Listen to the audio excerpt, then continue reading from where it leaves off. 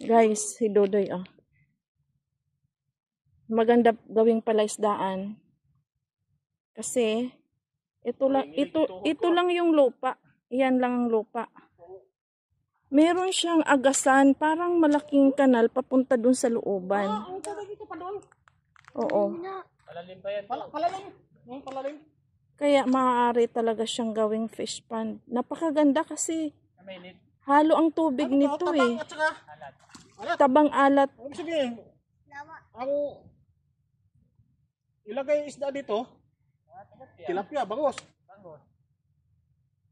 Pero yung dalag, hindi pwede. Ang dalag kasi Yung hito? Yung hito. purong tubig yun, di ba? Tabang man yan. Tabang tubig, tabang. Ito yung puno na tumba. Ayun yung... Ano to parang, anong puno to? Puno yan sa dagat eh. Kalapini. Dagat to.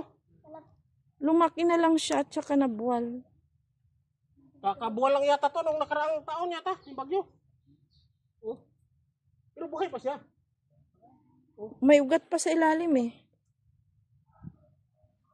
Ganda, ano? Hindi ito matuyuan ang kuan.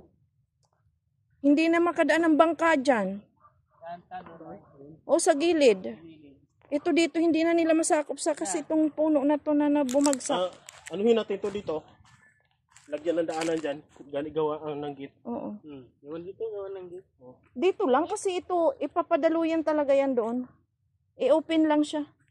Ano dito ng tayo ng baboy dito. Yan, ito yung kuhan eh. Pinakakanal oh. Yan maglalaglag. So ganyan. Hindi ga. Maganda anuhan ng tubo.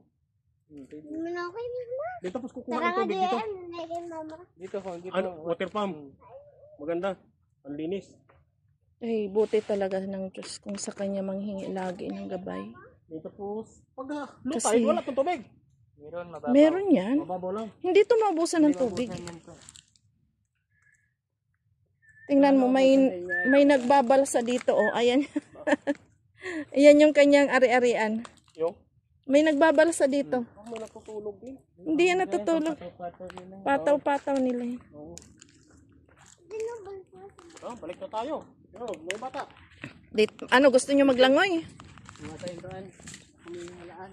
Sabi mo, uli mga... Dito may mga alimango pala dito mga ano, diyan oh. Yan sa loob nito. Baka may turo dyan. Loob nito. Kasi